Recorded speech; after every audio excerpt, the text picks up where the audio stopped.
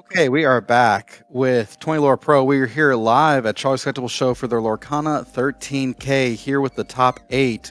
We're going to be watching LAMCHOPs piloting a Sapphire Steel list versus Hector Heras piloting a Ruby Sapphire list.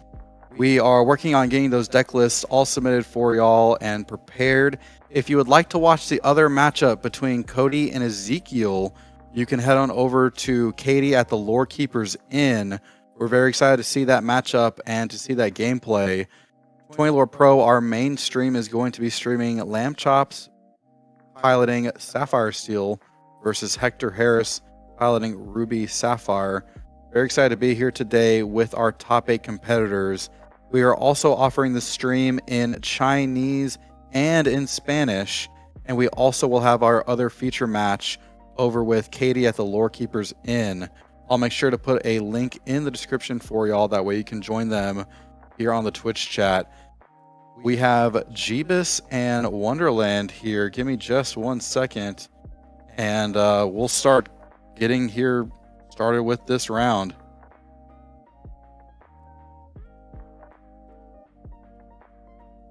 So LAMCHOP's going to open with a bell. Do we think so? I would think that that's the intention at the very least, is to start with Bell. Generally in this matchup, you want to be a little bit aggressive, and it sort of depends on the list too. Like, I know from the other side, if Hector had bells, they wouldn't want it. I actually don't even know if... I kind of think you don't want Bell here, necessarily. Yes, it's some lore gain, but at the same time, it's card disadvantage, and that's a popsicle that's not getting used to play Scrooges. So we've got Bell in here, we've got Hades, Tinkerbell. I feel like LAMCHOPs is on more of an old school style no wheel, but that's a dime. There is a wheel, so we're on whole new worlds. Okay, we're going to town. We got fun stuff here. Yeah, as we had 315 players when we started, we are down to the top 8. And as you pointed out, Wonderland, we are featuring a Sapphire Steel build that's all too familiar. A whole new world. And we are also joined by Loafy here in the booth.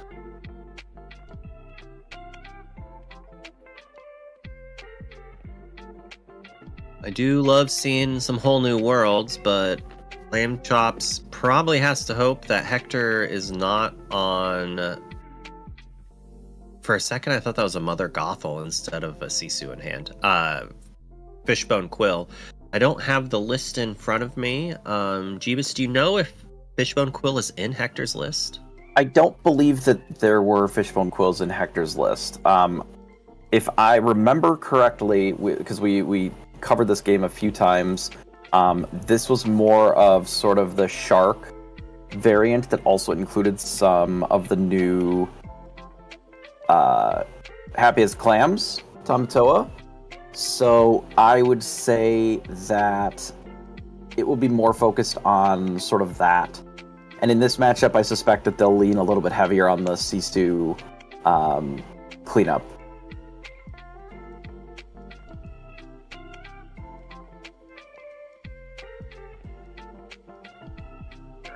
Got some My Hero Academia sleeves,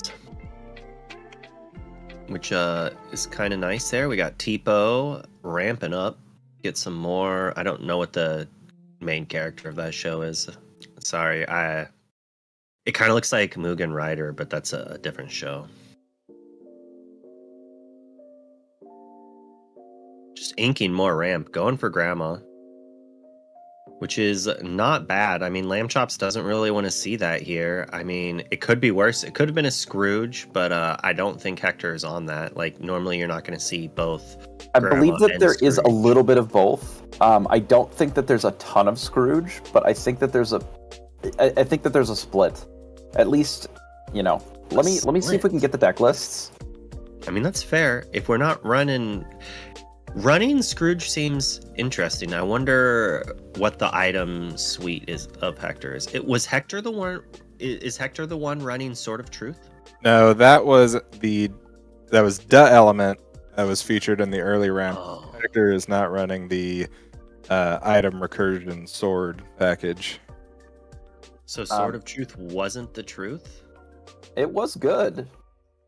During that round, However, it definitely seemed like the truth. Oh Yeah. yeah. It definitely did some work when we saw it on screen. I definitely am gonna be looking at acquiring foil copies.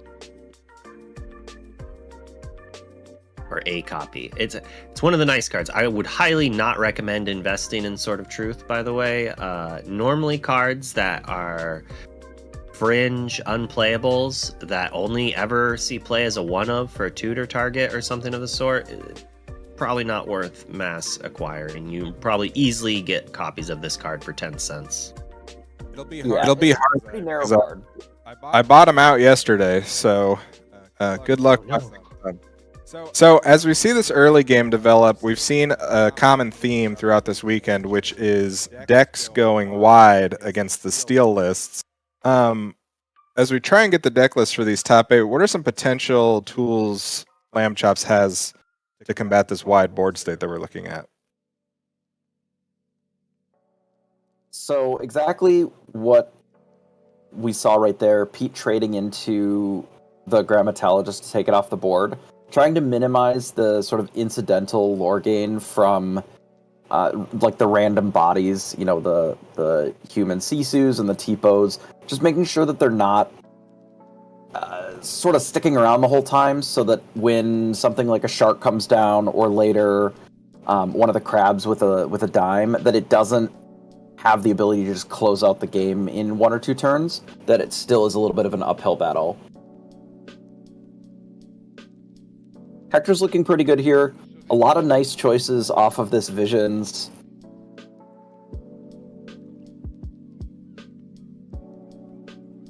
Shrinks the Tipo. There's Grammatala here.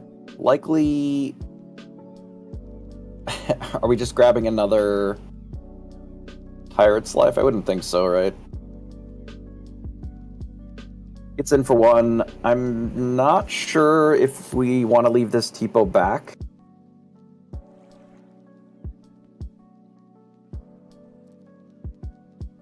I think I would be fine with questing the Tipo here. Oh, is that a Medusa? That looks like a Medusa. Man, that was some quick flickering of cards. Yeah, Hector this weekend featuring a more traditional yet coil-centric version of the Ruby Sapphire list, utilizing that new card to shrink and then banish the opposing characters. I think that's a good list to go forward with. Sharks right now definitely seem to be a bit weaker with the amount of Peats going around, so I wouldn't necessarily want to go all in.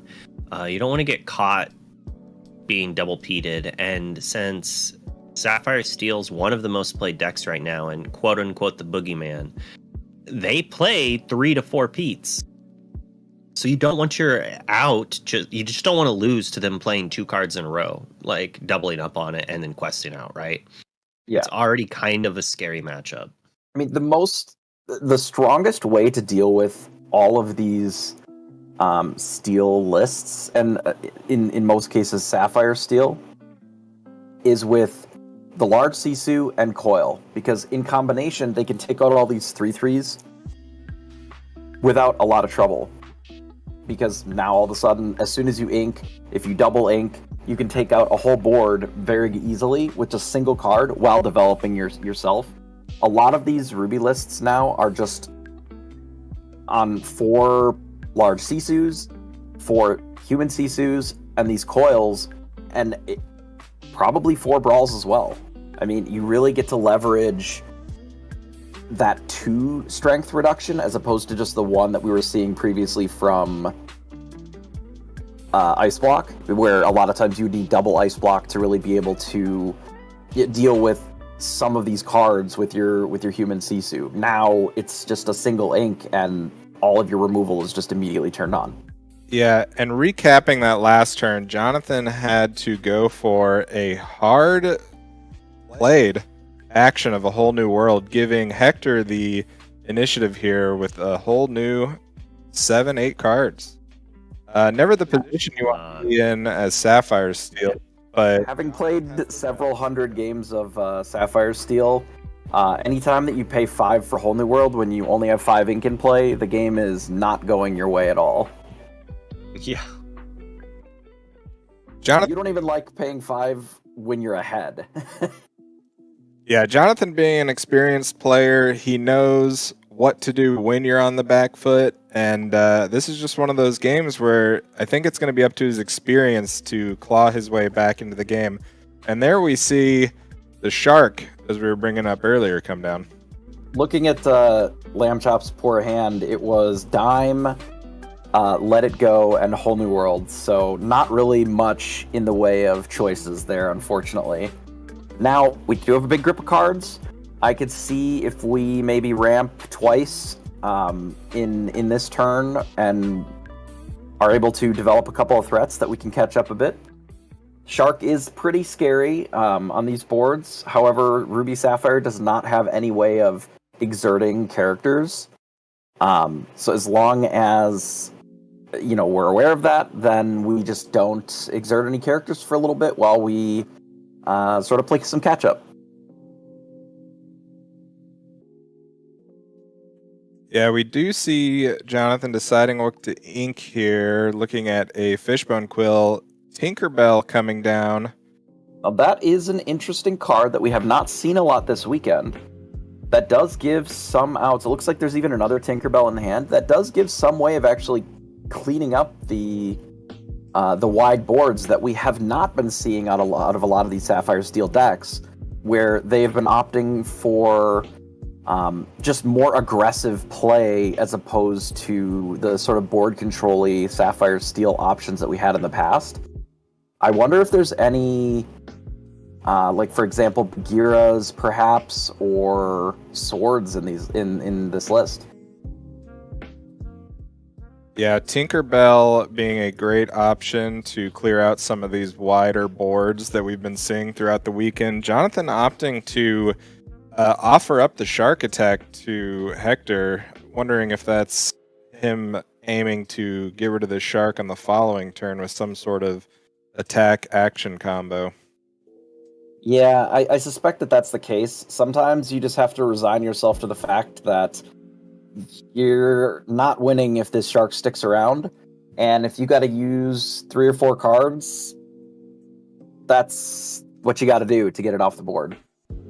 That's why it has been such a strong card, because the combination of evasive and a 7/5 character, that willpower it's tough to deal with. Without Zeus, of course.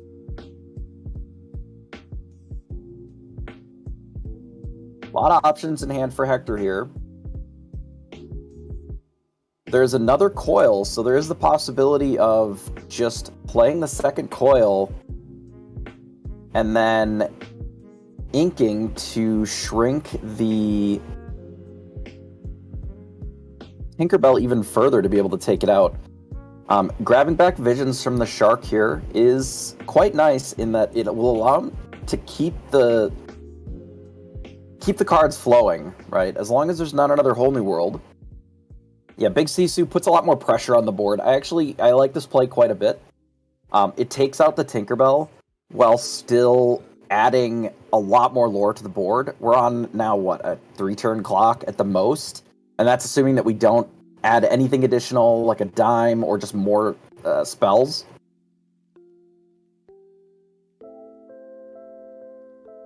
So there's a Twin Fire.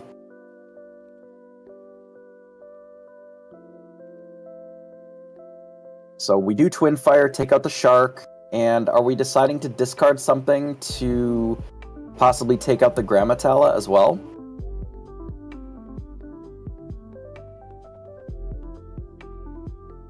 I suspect thinking about it, yeah, so does decide to take it out. So Twin Fire really huge in this spot then. Unfortunately, the Sisu sticks around. However, dealing with one character without evasive is a lot easier than a massive shark, along with all the other stuff as well.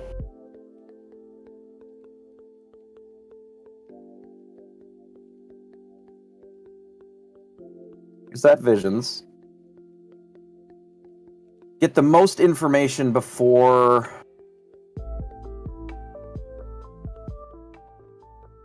Yeah, looking at the visions, looks like we have another Sisu empowered sibling, as well as a Hiram, if we are thinking about getting some more card advantage going. Looks like there's a Happy as a Clam, Flaversham in there. I don't know if we have a Flaversham in hand or not. If we don't, that could be... Oh no, we do. So our hand has the Flaversham and the crab, so there's one in both. So we're deciding between like a Medusa, possibly just more card draw. Big choice here.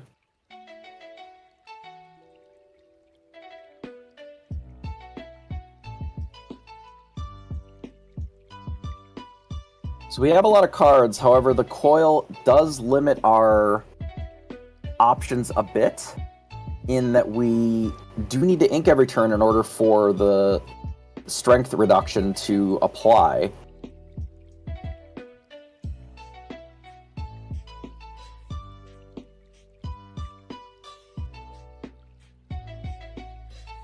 I believe that was a Medusa.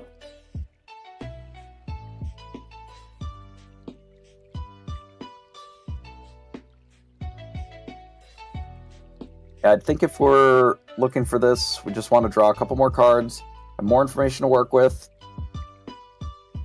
Doesn't seem like we're particularly concerned about this Tinkerbell, since we do have the Brawl. Go up to 9, and then likely just send it back here.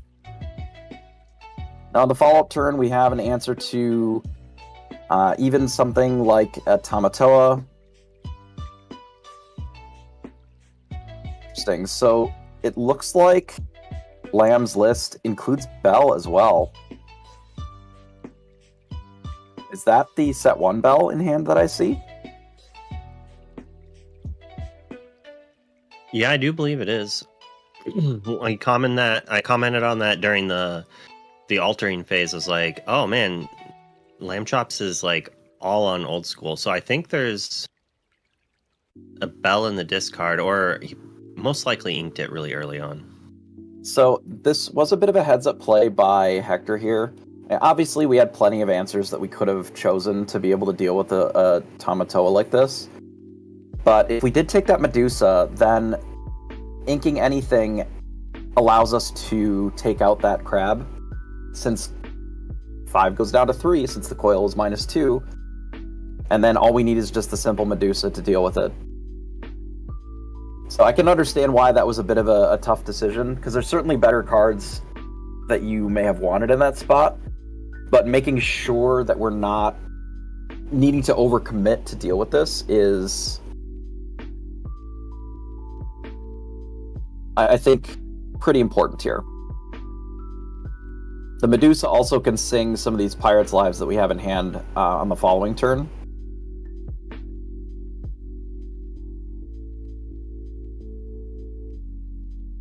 Alright, so Brawl gets inked. Medusa, of course, takes it out. We do still have 4 cards. 4 ink, I believe, in 4 cards. We do have an additional coil in hand, so we can draw 2 cards here and then still deploy another coil. Here's the coil. And just sending them back.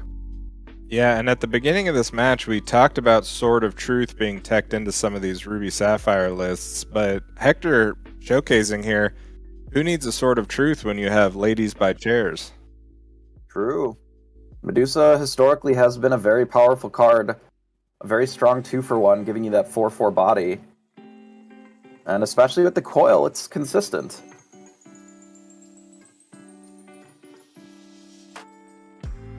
Death by the blade? No. Death by chair. Now this Sisu is kind of going wild here. It's gained, what, 9 already? I believe that we have the ability to go up to 21 if nothing gets removed, right? 16, 17, 18. No, we have exactly 20, right? Because we have at least one Pirate's Life in hand. So if everything is still on board, I believe that we have this game locked up for Hector's side. Yep. And there he is showing LAMCHOP the math, and we are on to game 2. Yeah, that Sisu was perfectly played when it got played as far as the removal spell. There were maybe some other lines that you could have ran out in that same turn to maybe develop a Tamatoa or something, but just using Sisu as a removal on just a single character is fine because it's also adding pressure to the board, and I think that's some Ruby Sapphire players historically have struggled a little bit in that, where they just don't try to close the game. You know, Too greedy. Hey, don't get me wrong. I, more than most people, like just drawing cards and taking game actions. But you don't need to take more game actions and draw more cards if you just win. Whoa. I Winning know. the It game? seems No. ridiculous. Let's just Seems draw more ridiculous. cards. Hey, if I ever mill out and it's because I drew too many cards, at least I lost doing what I loved. Exactly.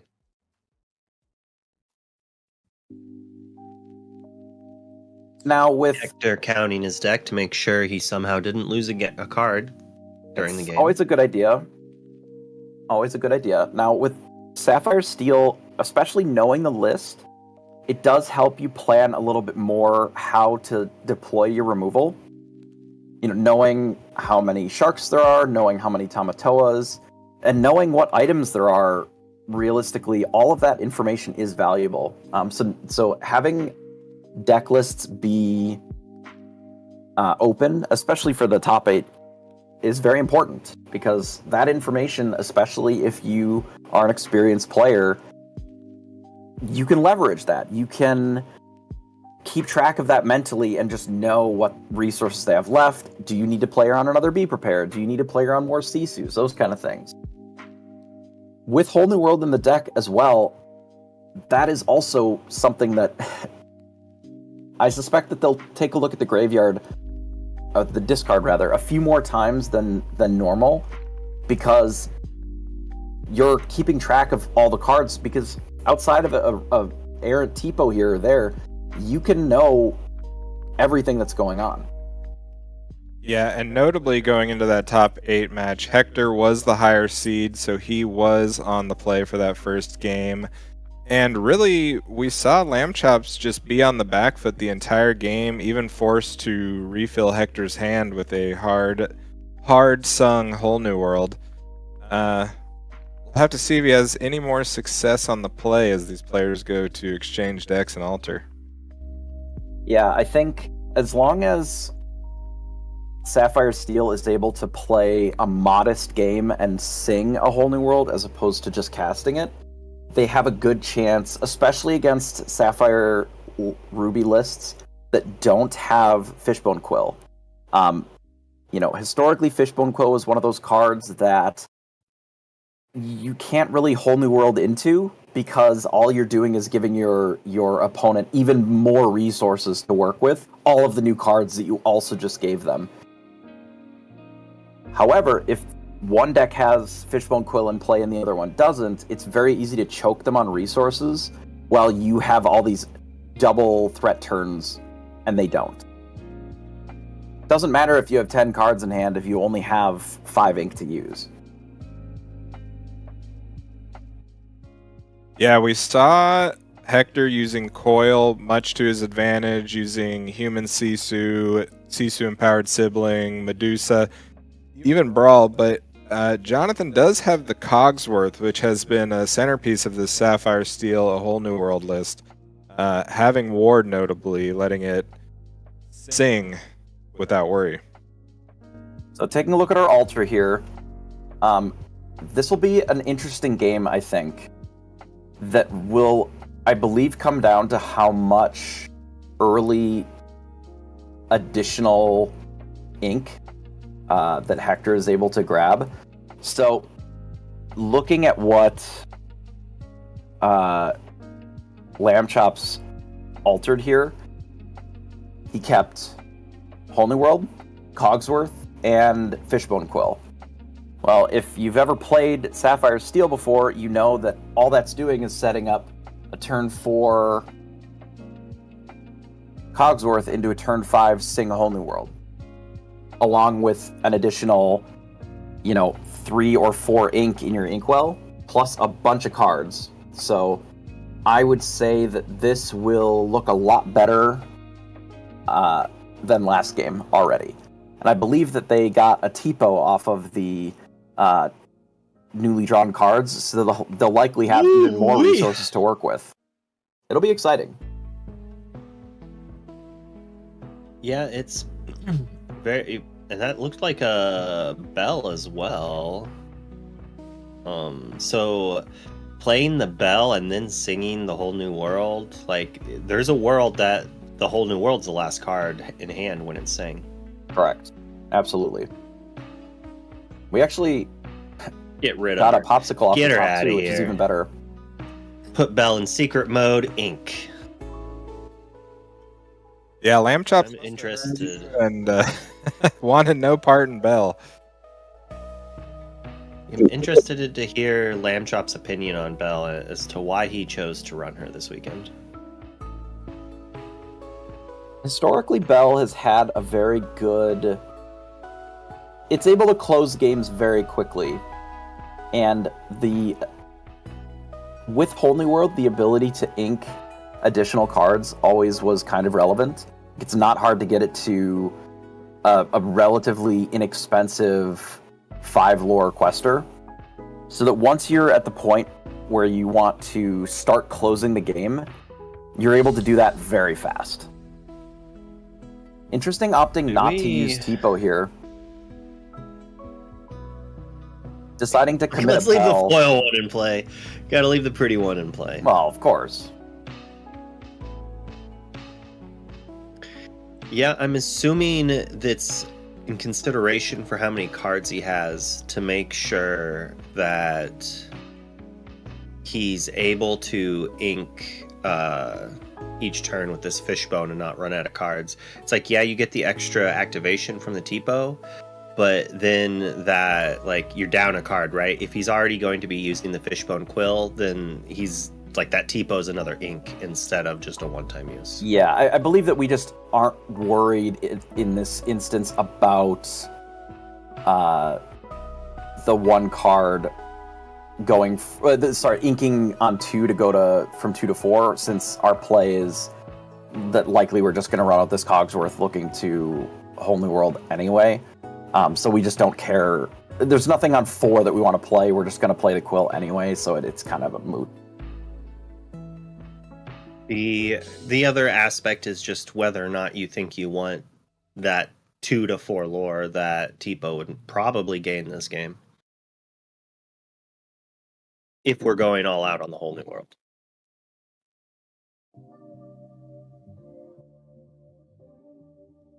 Both players accelerating here. Hector being conscious of not being too far behind in the ink race by the time he is shown a Whole New World by Jonathan. Got that coil. I think with the double sail line, it does keep up pretty well with the idea of going...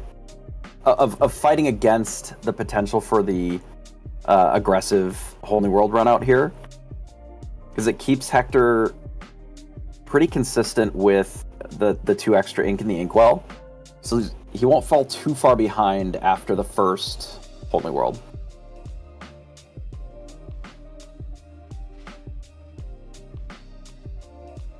Geez, I blinked and it's Hector's turn again. LAMCHOPs knew what he wanted. He instantly knew the game plan. He's like, do this. He altered his hand with this plan in mind and stuck to it. I can appreciate that. And on top of that, with how much he's played this deck, it's probably just muscle memory too. Oh yeah. Yeah, and knowing that it is Cogsworth as your singer, you're fairly safe in this. This has been a safe way to make this play since set 2, if you really wanted, which was Fishbone Quill into Cogsworth. If you have the whole new world in hand and they can't make you discard it, you're going to be able to do it if you want. Although Hector on the draw has more ink currently than the Fishbone Quill player. Now that's about to change for a second, but that's just like quite impressive how strong the double sail was for them. Yeah, double sail, very powerful. Fortunately, I think that we drew an uninkable. Hector's like, there's been whoa. Hector's like, there's been too much talk of too many cards drawn, and there was an extra card there that LAMCHOPs almost accidentally drew, but the players caught it there. That's good for them. As long as you are drawing them face down and not looking at them, it's very easy to correct. Not a big deal. You count it to make sure. That's why you do it, and then the Flavershem off. So, Jonathan Lamb drawing a lot of cards this turn. Pete is a very good follow-up. Yep. Gonna force Hector to have the Maui, otherwise be like, you're not answering my cogs yet. I didn't see Lamb's hand entirely, but as Hector, you do have to be afraid of the possibility of another whole new world after deploying most of the cards from our hand. Yeah, so no Be Prepared this turn. There are some options. I believe that Hector does have Vitalispheres in the list. So it is very possible that a Vitalisphere could come down to deal with the Cogsworth, either in combination with the Medusa or just another character from hand. He does have Vitalisphere, but I believe he inked one and possibly discarded the other to the whole new world. Okay. And we don't quite have enough ink to be able to get it back with a Tamatoa, play it, and then also activate it. So that likely is not going to happen. You said? I don't know the exact number, but I think we've seen 2 this game leave the hand. But there's another answer. A blast from the past. Maui rumbling in to take out a Cogsworth. Blast from the past. That staple in every set since it's been printed. Maui, hero it all. A second coil. I only say blast from the past because we just don't see as many Mauis, and we certainly don't see as many Mauis rumbling into Cogsworths that just sang Whole New World. That you have to at least admit. What set is it? I know. What format are we playing?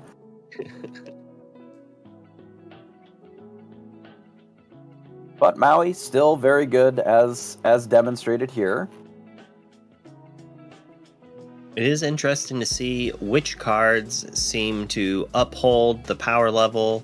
What cards did they decide were so good we don't need other copies of? Like, there's only one style of Whole New World, right? But there's a handful of Rush characters, and Maui still kind of just is the best that you can kind of go for. Inkable hits almost every threat that matters easily, and then you add the Vitalisphere into it, and then all of a sudden it does take out all the other things that matter. You get to hit the, I guess, is Manor 9? Manor's 9, so it's not taking out Manor yet, but is taking out the big crab, which you do need to be able to do sometimes out of nowhere. Interesting that that in Sapphire Steel we're still casting a Visions after doing Whole New World plus Flaversham. Means we were looking for something real specific here. And we do see Tamatoa happy as a clam to come down and pick up 2 popsicles for his friends. Jonathan choosing to dig a little deeper. And banishing the popsicle, picking up another couple of cards. You know, knowing that your opponent is playing Ruby instead of Steel, so you can freely just draw as many cards as you want. Knowing that there's no Fishbone Quill on the other side, you know, you feel pretty safe that you're going to have an ink advantage especially with all these extra cards, we're very closely, we're rapidly approaching the double spell, double threat sort of territory. Yeah, and as we see Madame Medusa singing How Far I'll Go, Hector was ahead on Ink with those double sail, but now Jonathan stocked up well. He's got a well fanned out inkwell there and a grip of cards in his hand. Fishbone Quill does some magical work. So the way that Sapphire Steel... I'm sorry, go ahead. I was just going to say, it was looking like LAMCHOPs had what he needed to just like get going. Had the early ramp, had an early whole new world, is drawing cards, now has a crab, has all the ink, all the cards, but only 3 lore and not very many items, so we can't really expect a gigantic crab dime action. So Hector could easily deal with this board because they also have a lot of cards in hand. I'm pretty sure like a whole new world was just played. I guess they did, yeah, like 6 cards in hand. As long as Hector gets a Flaversham or something to go, they're good. But it does kind of look like Hector's drawn a lot of the Ruby stuff. Good at answering, bad at drawing cards. But Baby Sisu taking out a crab. Takes out the Tamatoa. Now, one of the things that Sapphire Steel is really good at from this position is, yes, Hector was able to answer that with, 3 cards? 2 of them being the answers. On this next turn, I would not be surprised if 2 additional necessary to deal with threats are deployed. There's so many cards in hand, and you can just start slamming things that need to be answered until they run out of answers. You just deploy 2, even sometimes 3 threats per turn, and you always have the ability to keep a whole new world for later, just in case. It is a little dangerous, though. The more you try to multi-threat, the more you walk into a Sisu. And then if a Sisu happens, all of a sudden Hector has things to do. Granted, we know Lamb has at least 1 Let It Go, I'm pretty sure, in hand. So he can kind of answer 1 main threat. But if Hector plays, say, a Flaversham and then plays a 1-for-1 removal, if LAMCHOPs isn't committing a lot to the board, at 3 lore, he has to quest quite a bit to win this game. There's going to be a few turns in a row that Hector is going to have the ability to come back if he's able to top deck a Flaversham or a crab of his own to get back a couple popsicles, assuming there's at least 1 popsicle in his discard. Yeah, the crabs are what are going to come down to Hector's ability to keep getting cards back, I think, for sure.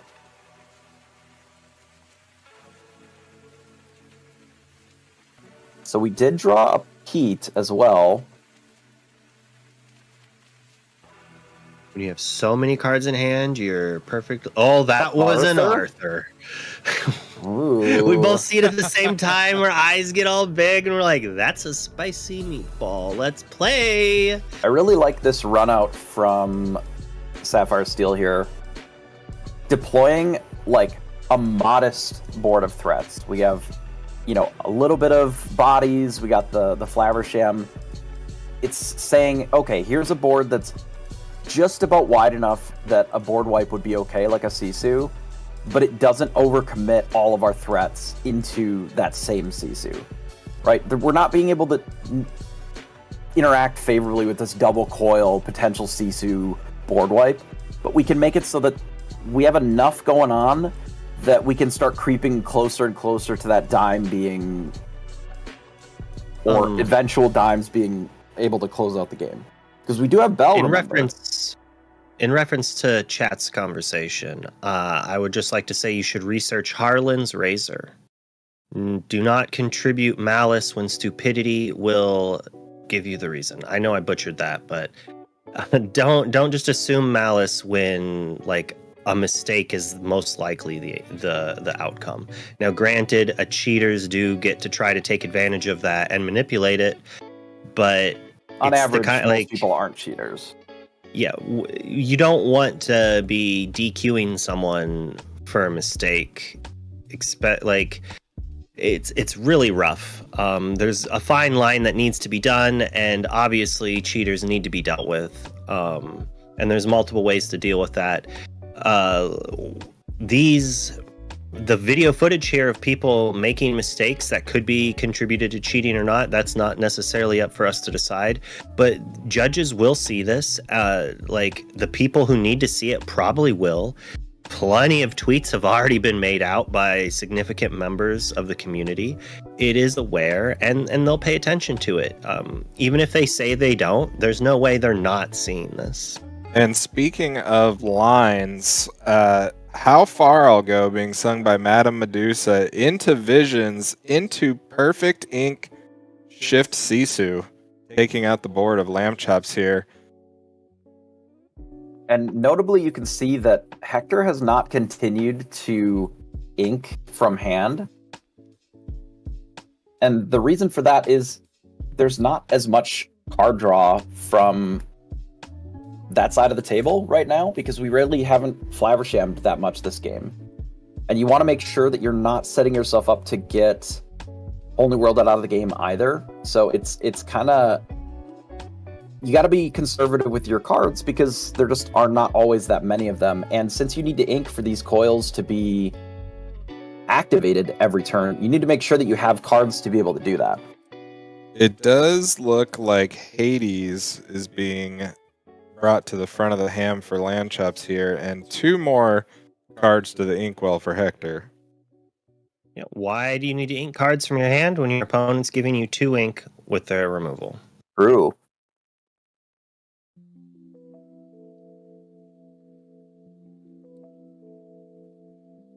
Yeah, there's Bell, Let It Go. yeah, looks like Amatoa. The actual phrasing of that is so much nicer than the way I put it.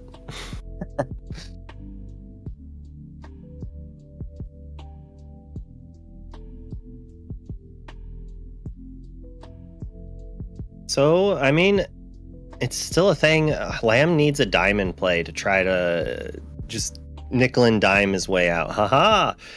To victory there.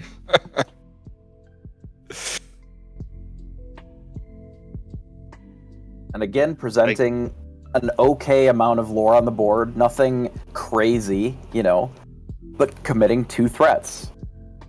And a crab in hand as well. Now here's Night Visions. start to get dangerous. Hector has enough ink in play to start using cards like this Maui Shark in conjunction with the rest of his deck to start to tick up this lore total towards the end of the game.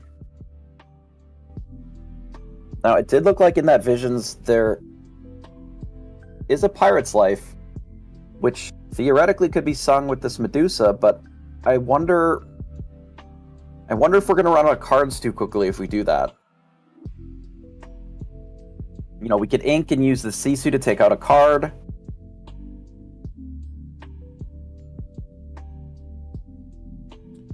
It's tough. We do have the Tamatoa, like you're saying, to reload a little bit with these popsicles. However, I don't think that there's a second one in there, so it's just the 1 extra card draw.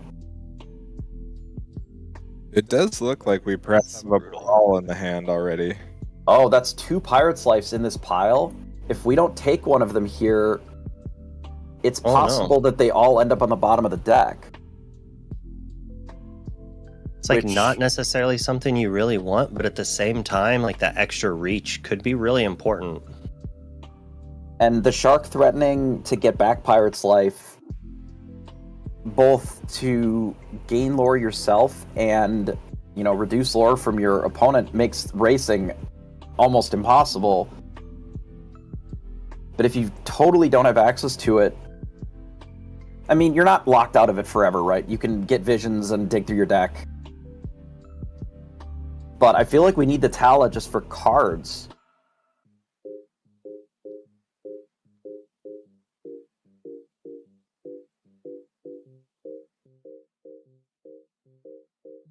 Looks like Hector's even contemplating just inking Tala to enable his coil again, which is something we've seen where you can only ink so often to activate these coils, and without a Hiram to cash them in, let it. All right, let it go. Gain another lore. Yeah, this is the problem with Sapphire Coil, right? It's not free. You do have to ink every turn for it to actually take an effect. So if you are short on cards, it is a cost to actually use it. Now, I believe we just picked up a second copy of that bell that we saw enter the inkwell earlier in the game. We do seem to be missing that dime still. Yeah. That would be Lamb's way out. I mean, he needs to answer the shark. But maybe he can try to race. Just be like, answer this.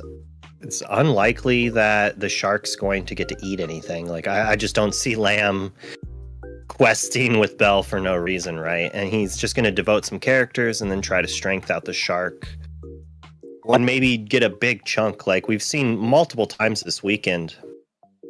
Crabs and dimes gaining a bunch of lore.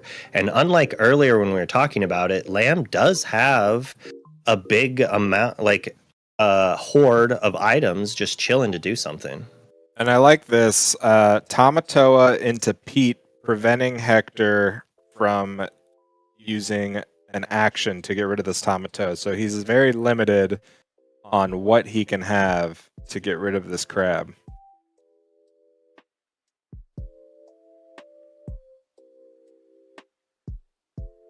I think my hair being the best hair in Lorcana is highly overrated.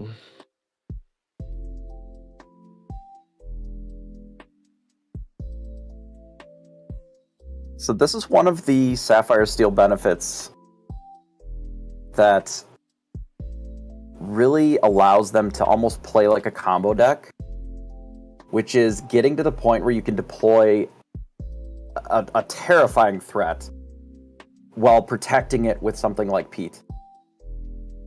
Because now, what the amount of answers that Hector has here is not zero, right? A big Sisu plus an ink is an answer to this.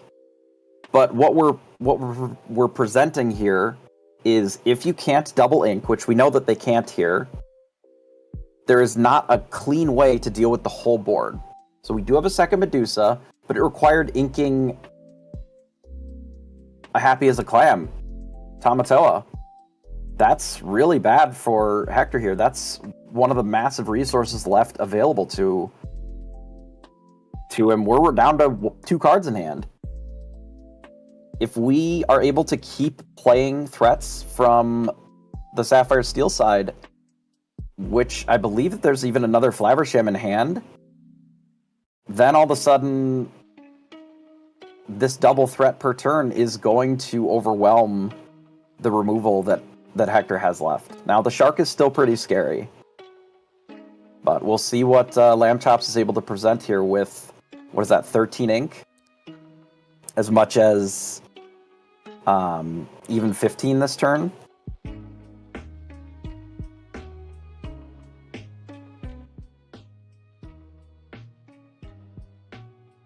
We do see the turn start off with Hiram digging for some extra cards here. LAMCHOP's still unable to stick a threat this game. Wondering if we're going to see this Arthur come down and try and clean up a bit of this board. Does Lamb have an answer for the shark that's not just an action? Like, we don't have any evasive threats at all, right? Yeah, we need to get rid of that. The hard way. Paying full cost. We've had the Let It Go in hand for a little bit here. Ooh. We have another Pete, perhaps, to protect. This is one way to kind of get there. If he hits a dime in this next turn, like, there's a world that's 10 off of just the bell, 12, 13, 14, 15. That is Lorthal. That said, there's like 0 chances Hector can't do the math himself and just challenge away the 3/3s. But that's kind of scary for Hector. He does kind of have to answer it. Is he going to have a Sisu? Yeah, this is still sort of playing around a Sisu as much as possible. Again, because the coils, like there's so few cards left in Hector's hand, you're not going to lose all of your threats, even to a Sisu, without Hector also losing all of the threats. Or, sorry, all of their cards. And there's no Sisu either. Doesn't look like. I believe that there's a brawl, so at least the bell will be able to be taken care of, but that means that the Flabbersham lives. Visions and Divisions. That's not the enchanteds we're looking for.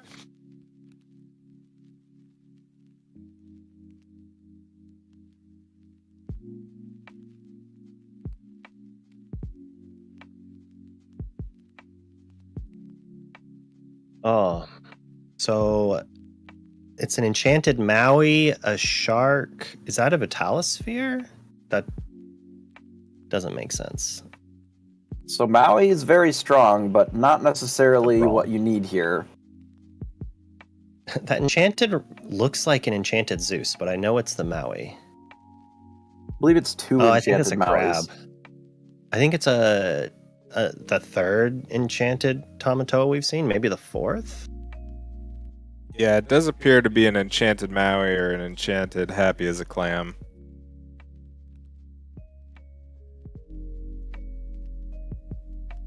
Not a lot of ink available for multiple plays. There was enough ink to be able to Sisu or Whole New World if one was found, but it does not look like it's double brawl. This has been quite the game. A pretty close back and forth. It's kind of looked like both players have had a chance to like run away with it.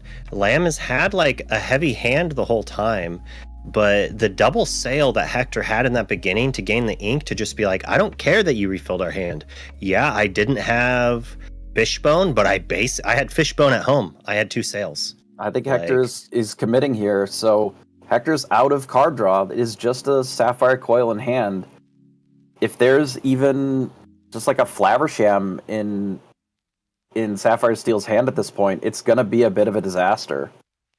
Now, Yep. I think considering inking this coil and just taking out both of these 3/3s, That's a dirty play. But I mean, I think it's all in, perfectly right? reasonable. Yeah. If that's the resources that you have to work with, I don't feel like there's a problem with this line at all. You just take out what you can. You keep the popsicle around just in case we rip a Flaversham off the top, and you just, here's the threats I've got. You got to deal with me now in the next, 3 turns. Looks like Miss Bianca going into the inkwell and a whole new getting us started back again. Okay. Yep, Hector played to his outs. It's like, sure, if Lamb has a Flaversham, he's in a rough spot. But if Lamb has the Whole New World, which I think if we looked, he's only played 1 this game, but he's had Fishbone, so we could have easily hidden them. If he does that, he inked. He played all the cards, he answered the board, and now he's ahead. Like, he basically forced Lamb to do what Lamb had to do in game 1, which was play a Whole New World when it wasn't good for them. Yeah, it's really interesting here. I almost wonder if just playing the 5/5 and trading off, that just can't be right. Because there's so many good top decks in the Ruby Sapphire deck that it's just only going to get worse. And now at least you can deploy several threats. I could see playing the 5/5 because Smee's an ally, right? So it's only 4 to play, and also Whole New Worlding. But Hector's not at a high enough lore yet, I think, to justify that. Whereas, and you have so many more cards that do things. I think just throwing her in the inkwell to be able to then maybe play a couple impactful cards. Like, if we hit the crab like he did, he can play it, get popsicles, draw more cards, and he kind of needs all that ink to do it. And with 4 items plus the crab, that's 6. If we get into a dime, like that's he might be able to just like chunk in one turn for 15. I did see Ariel in the discard. So this is a list that includes aerials, which generally have been quite powerful against the Ruby lists. Maybe he'll do the 1-2 punch that Sky always does, and he's kind of doing it. Playing the Pete there is big game. And 2 Medusas down. The problem is Sisu doesn't get answered by this, but that B prep we saw does. For a turn anyways. Well, this previous... Interestingly... We were seeing... I'm sorry, go ahead. Yeah, sorry. The coils we saw and we're talking about how we were out of juice for them, but now they are fully charged. Hector has a plethora of cards in his hand to ink and reduce LAMCHOP's character's strength, and we just got to see if he's got something to pair with it. Is that a third Medusa? I believe it could be. I was actually thinking, Hector only has the ability to ink once per turn, but there is a Tipo in hand. Do you think that LAMCHOP's... You saw how he counted and looked through Hector's discard twice?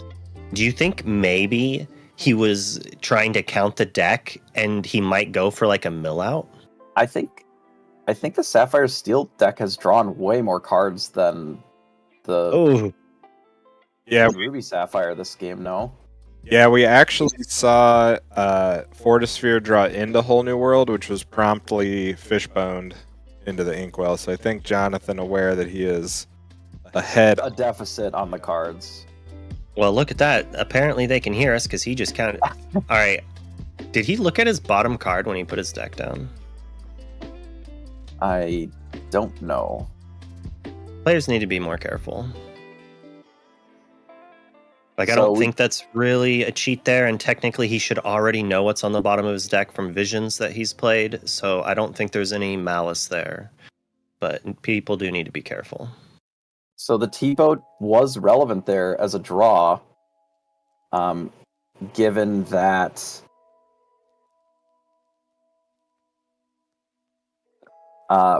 with the Sisu, every character in play was large enough that it needed to be coiled, and it was able to because of the second ink there.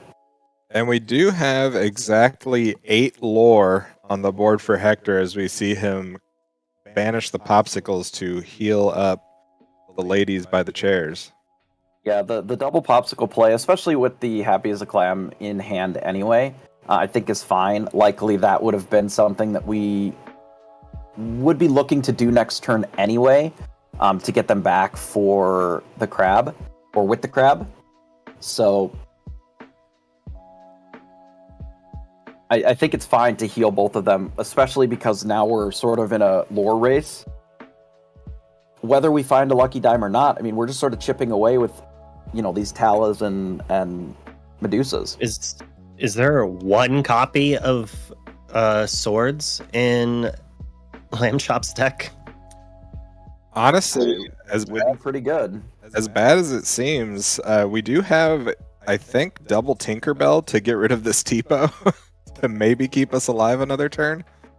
Fortunately, we need the swords. I don't know if that plays around a dime, but we may not have that luxury anyway. Is that another Arthur?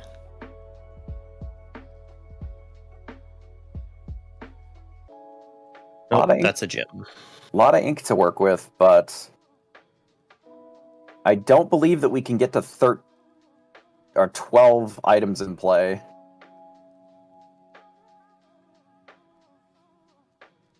He has a plan. I'm interested in what the plan is. Okay. Oh. I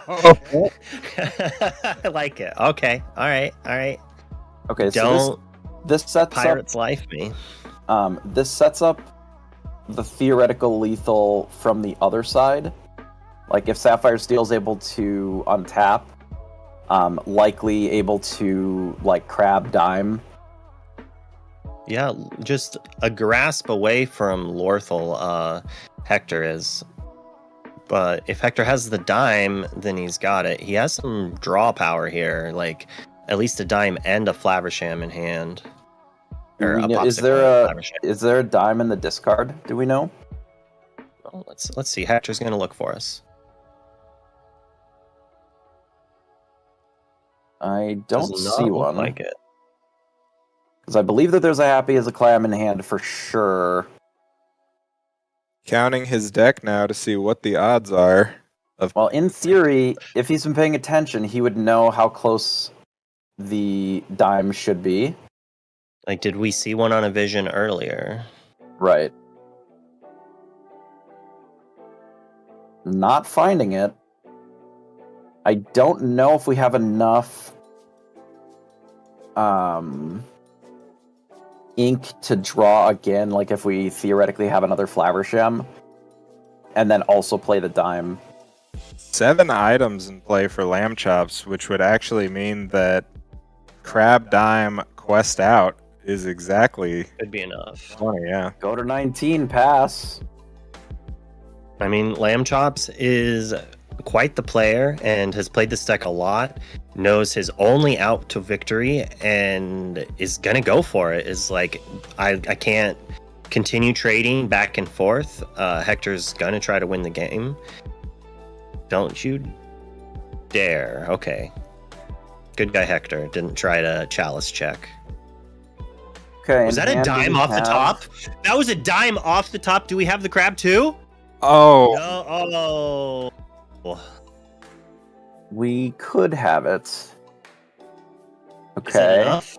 I don't know. Let's. 1, 2, 3, 4, 5, 6, 7, 8, 9, 10. I don't think it is. I think that's unless Hector said good game and conceded. Oh no, I don't because think that's worthwhile. I believe that there's another. If there's another popsicle in the discard, I believe that that's enough. Well, so we get 3. I think it's 10 off the Toa and 3 off the board. Yeah, that would be enough because the dime counts too. Because we had Yeah. 7 items in play. We play the dime. That's 8. I was thinking he was at 5 for some reason. I must have missed the 2 gain off of something. Yeah, he was at 7 for a bit. Okay. And then with the additional item plus the dime, then that was exactly enough off the wheel. Yeah, And, I mean, this you play to your outs and you get it. He had a pretty good chance to hit one of the 2 dimes, hit it before he wheeled. Didn't honestly matter if he had the wheel, unless he top decked the whole new world. If that was the case, then he's No, I lucky. believe he But had- hey, I believe he play had to your Whole New outs. World in hand. well, if at first you don't succeed, you try again. And LAMCHOPs, we saw him try and set up multiple times the big threat plus Pete, and he finally got down to it where he was able to double Tinkerbell Pete into a windfall of a win there. Now, I believe that this final game will come down to whether or not Sapphire Steel is able to ramp a little bit and then find an aerial. Being on the back foot is generally a lot harder when you're the whole new wheel deck because a lot of times your opponent is already able to get some board presence, especially if you're singing it. Like they already have some stuff going on. It makes it a little bit harder. You can't quite commit to the on turn 3, let's play our Quill. On turn 4, let's play our Cogsworth. And on turn 5, then we Whole New World. It's just a little too slow on the draw. Now, the chat's calling it out, Wonderland called it out, and I think it's our job to set up the storyline. Perhaps we see a mill victory here in this third game. It's always possible. It's a lot more rare, I think, in this matchup because generally I think Sapphire Steel just draws way more cards than Ruby Sapphire. You also have to have your whole new worlds line up properly. At least with Amber Steel, you did. With Sapphire Steel, maybe not as much. Since you're kind of able to go toe to toe, the game can go that long. Just with Amber Steel, eventually it gets to the point where it's like you have to do two whole new worlds in one turn to finish it because they're just at the peak and about to just like win the game. Yeah, for sure.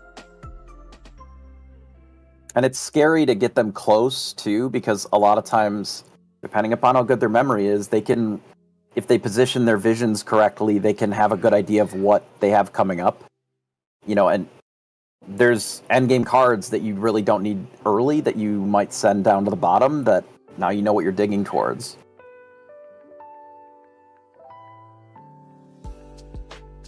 A random Pirate's Life, for example, like we saw last game, was always a potential. Pete excluded, of course. So Hideaway for a popsicle here.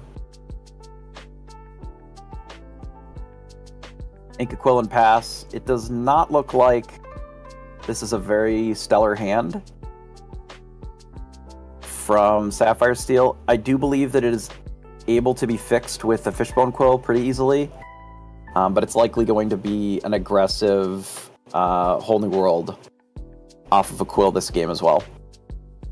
Yeah, and we did just see Sail picking up a Hiram out of the deck, deciding what the second ink will be. Let's look at another Sail, perhaps. Yeah, the foil Sail there.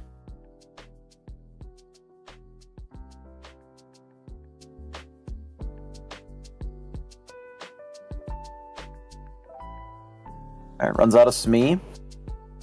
Getting on the board a little earlier this game, I think. Ink's a happy as a clam. I wonder if the hand does not have a ton of inkables here, if that's the play. Go Fortitude for the turn. Get to deploy more than one card in a single turn with the Fishbone Quill inking and then drawing an extra card off of that.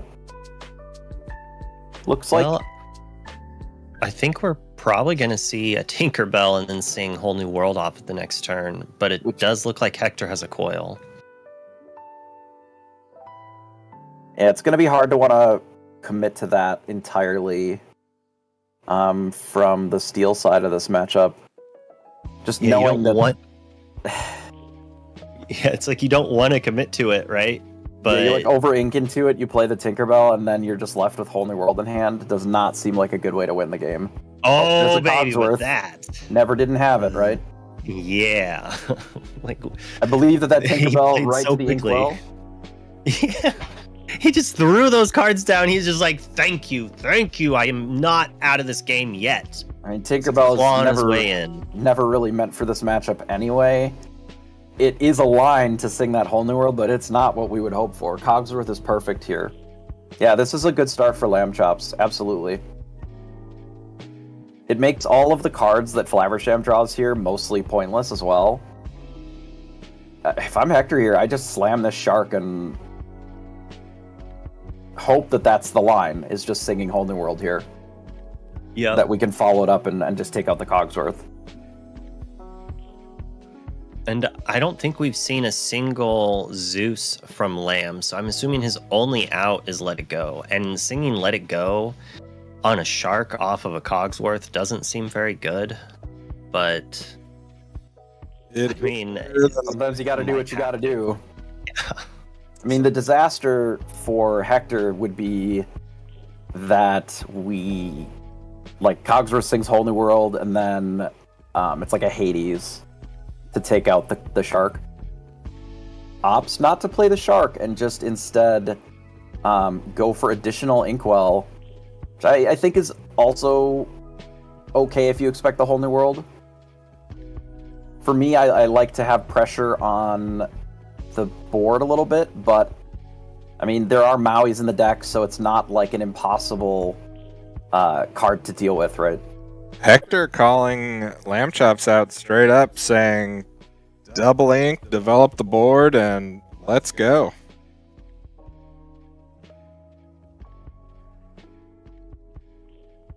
Now with Bell on the board, we are able to triple ink this turn, including the Quill. True. I like that Hector just like puts both cards in the discard in one pile, and Lamb's like, I want to see what that is. I want to see what I made you get rid of. This visions off of After the Whole New World is always interesting to me, because it just means that there's very specific cards that we're looking for on each of these turns.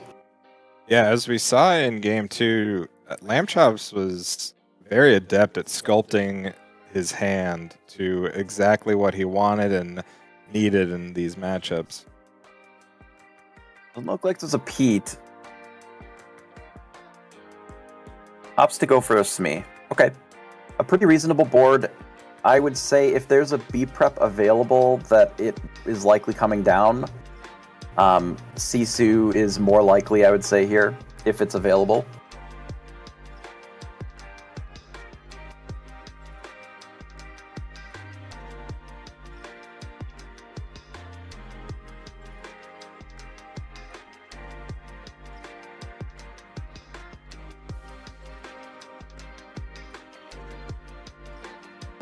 Yeah, I can see the Visions looking for Pete here. That is probably what the Follow-Up Visions is for, just to ideally, look at 12 or more cards in a turn to try and find the Pete as a follow-up.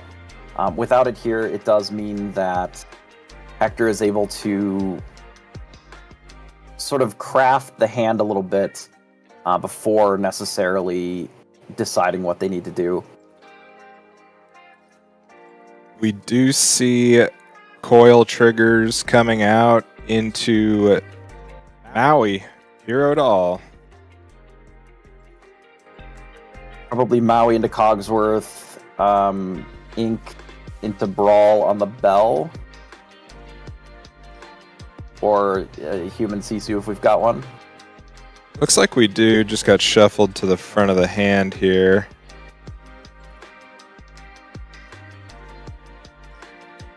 Debating between the Sisu or the Brawl, I think. Yeah, I think Hector is doing Tinkerbell math right now. I feel like it's if we get Tinkerbelled, we get Tinkerbelled.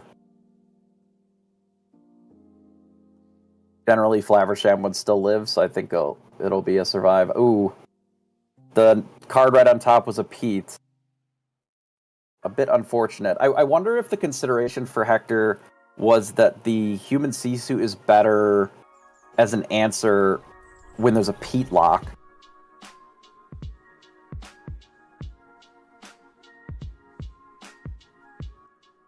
It does, in a way, make your inking much more, or it's a figurative ramp, right? If you're able to shift the big Sisu onto the little Sisu, it lets That's it true. move on the next turn.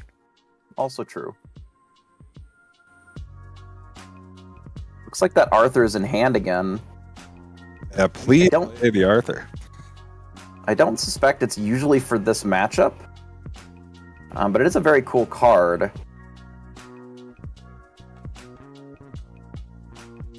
Okay, does run it out. That, I believe, allows us to just quest. Doesn't really have an effect in this case, then.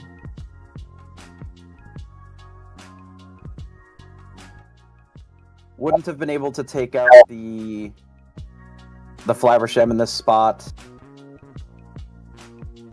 I don't believe that the Smee should have damage from this turn. Was that damage from the previous turn?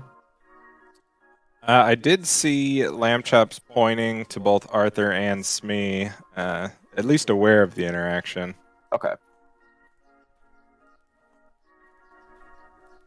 I'm not really sure that one damage on Smee is relevant either way in this matchup. It would only very rarely come up if there's, for example, a Tipo or something in play. But they're all likely not long for this world with this Sisu in hand anyway.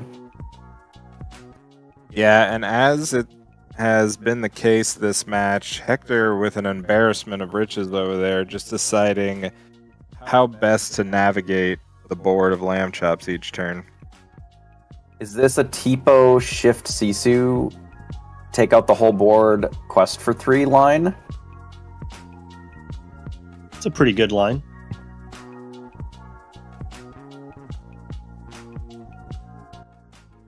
LAMCHOP saying that's in your inkwell, not in your discard. Yeah, I mean, I wouldn't want a -1 ink there anyway. Probably better to have it. Yeah, I think considering the Tipo ink into shift, 1 ink short of being able to just play the Sisu and have a separate character, but I think the shift is probably fine. It allows you to take out the whole board, keep your Maui around if it's relevant for singing songs later.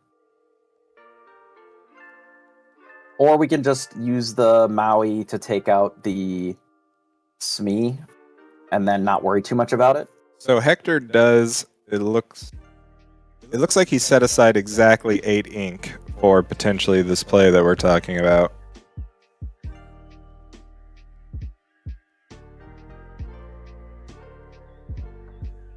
Yeah, it's 8 ink for either the Tipo to shrink them all, or just potentially shifting Sisu. Smee lives. We could still do the Tipo, but I don't think Maui matters. I think that's kind of the consideration. I mean, we could have saved it with Popsicle. The Maui probably is just not that important.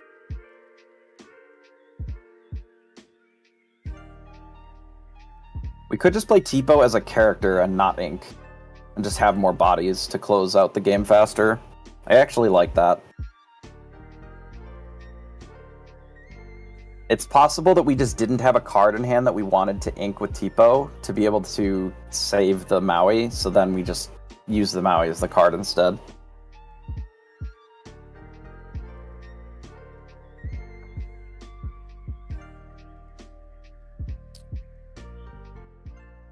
Alright, paying to banish this Fortisphere, most likely just getting it back to draw a card. Double checking that we have the ink for all this. Draw 1 card, and now is the unfortunate part where the Embarrassment of Riches on the Ruby side, most of those are going to be removal spells that can deal with this crab very easily. So even if the last card in hand for LAMCHOPs is Whole New World, for example, it doesn't really save us in this spot.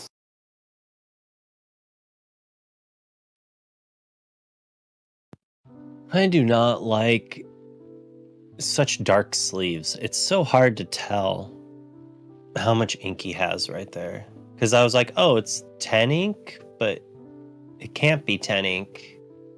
Because he inked after he like activated the Fortisphere, then played and got back Fortisphere and played it. So that's 10 ink alone. But we saw him ink after he played the Fortisphere, right? Or did he ink and then play this Fortisphere? I believe it was ink after. He inked willed, so we should be at 12 there.